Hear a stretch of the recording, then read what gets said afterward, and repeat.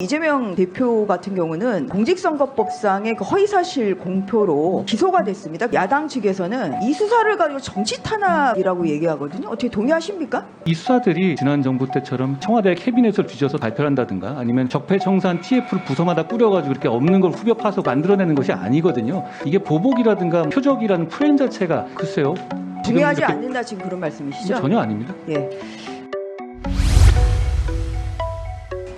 지난 9월 30일에 성남FC에 대해서 두산건설이 50억을 이제 후원한 것에 대해서 제3자 뇌물 이제 수수죄로 그렇게 기소가 됐다는 그런 언론 보도가 있습니다.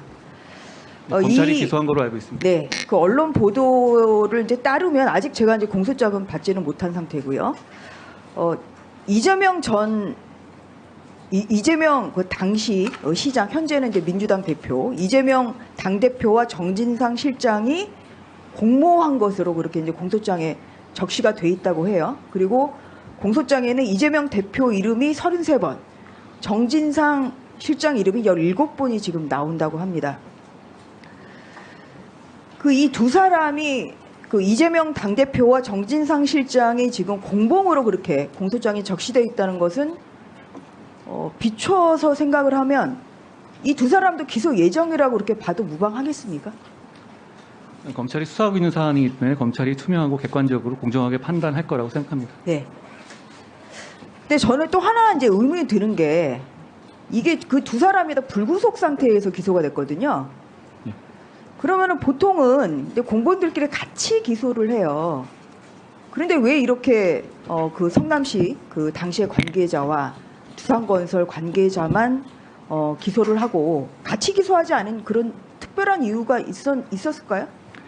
제가 어차피 저 구체적인 사안에 대해 말씀드리긴 어렵습니다만 아마 여러 가지 뭐 공여자에 대한 시효라든가 뭐 이런 것들을 감안해서 뭐 그런 경우는 종종 있습니다만 이 경우가 그런지는 제가 잘 모르겠습니다. 네. 지금 이제 이렇게 공소장에 그 이재명 당대표와 정진상 실장이 지금 공동정범으로 지금 이렇게 기재가 되어 있는 이상은 이 두 분에 대해서는 이제 검찰 소환 조사는 뭐 이것은 검찰이 더 미뤄서는 안 된다고 생각합니다. 맞죠? 구체적 사안이기 때문에 제가 답변 드리긴 어렵고 검찰이 투명하고 공정하게 판단할 거라고 기대합니다. 근데 지금 어떤 사안이냐면요. 이제 최근에 이재명 그 대표 같은 경우는 공직선거법상의 그 허위사실 공표로 지금 기소가 됐습니다. 그 당시에 중앙지검에서 그냥 검찰 소환을 했어요. 통상적인 검찰 소환을 두고 그때 뭐라 그랬습니까? 전쟁 선포라고 했습니다. 지금 이렇게 통상적인 검찰 소환을 전쟁 선포라고 강력하게 지금 저항을 하는 이러한 피의자를 지금 상대로 해야 된다. 법무부와 검찰이. 이런 점에서 굉장히 역할이 중요하다고 생각합니다. 어떻게 생각하십니까? 범죄 수사를 받는 쪽에서 뭐 여러 가지 방어를 하기 위해서 말을 하는 경우는 과거에도 많이 있었고요. 뭐 자주 있었던 일입니다. 그러니까 이 다른 국민들하고 똑같은 사법 시스템에서의 방어권을 행사하시면서 대응하시면 되지 않을까 싶습니다. 또 이렇게 얘기해요. 그 야당 측에서는 이 수사를 가지고 정치 탄압이라고 얘기하거든요. 어떻게 동의하십니까? 이 수사들이 예를 들어서 뭐 지난 정부 때처럼 청와대 캐비넷을 뒤져서 대변인이 발표한다든가 실장이 발표를 한다든가 아니면 적폐청산 TF를 부서마다 꾸려가지고 이렇게 없는 걸 후벼 파서 만들어내는 것이 아니거든요. 있어 왔던 것이 오히려 천천히 사건이 진행되어 온 것 아닙니까? 그러면 원천적으로 이게 보복이라든가 뭐 어떤 그런 표적이라는 프레임 자체가 일반적으로 그게 상식적으로 형되는 구도는 아니라고 생각합니다. 그리고 네. 뭐 글쎄요. 저는 검찰이 지금 동의하지 않는다 지금 그런 말씀이시죠? 전혀 아닙니다. 예. 한번 제3자 뇌물죄 좀 법리에 대해서 보겠습니다. 제 기억으로는 그 장관께서 최순실 특검에도 참여하셨었죠. 예, 그렇습니다. 예, 그 당시에 동계 스포츠 영재센터에 16억 원을 삼성 측에서 교부한 게 이게 제3자 뇌물 교부죄로 결국은 이제 유죄가 확정됐던 걸로 알고 있는데요. 그래서 그 법리를 더 잘 아실 것 같습니다. 이것은 직무 관련성 부정한 청탁, 묵시적 청탁도 가능하고요. 그리고 이제 제3자에게 이제 뇌물을 교부했을 때 이렇게 제3자 뇌물 제공죄가 뇌물 수수죄가 이제 성립을 합니다. 그리고 여기서 판례상 부정한 청탁이라는 것은 직무집행 그 자체는 위법 부당하지 않더라도 직무집행을 어떤 대가 관계와 연결시켜서 직무집행에 대한 대가의 교부를 내용을 하는 경우도 좀 포함합니다. 그래서 보면 그 다음 페이지 보겠습니다.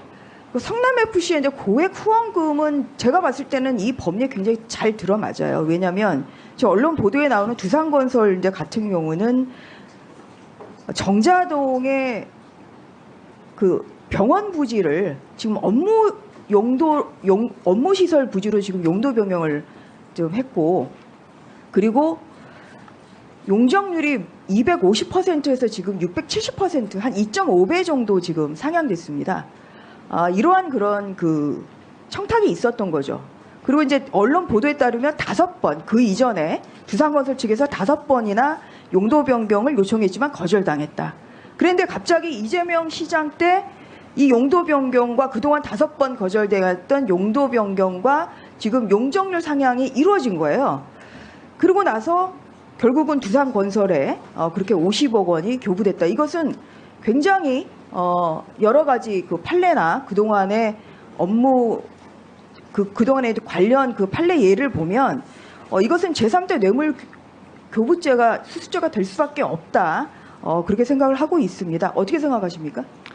제가 법무장관으로서 판단할 문제는 아닌 것 같습니다. 네. 그래서 이 부분에 대해서 추가적인 이제 수사를 하고 있는데 이것은 지금 여기에 대해서 다음 페이지 보겠습니다. 정치 탄압이라는데 저는 굉장히 늦어진 수사라고 생각합니다.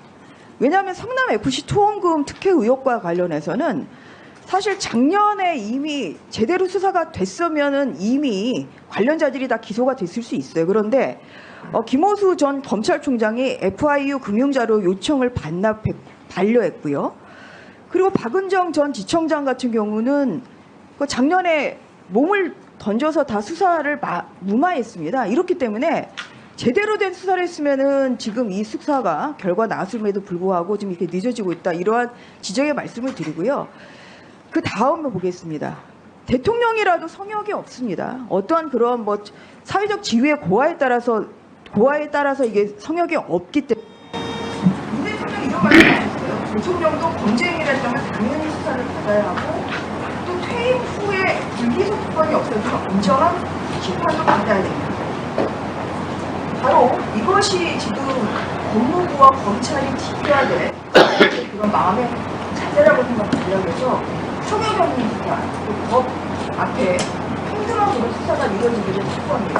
장관 하신 말씀 있으실까요? 검찰이 어떤 사건이든 간에 공정하고 투명하게 처리할 것이라고 생각합니다.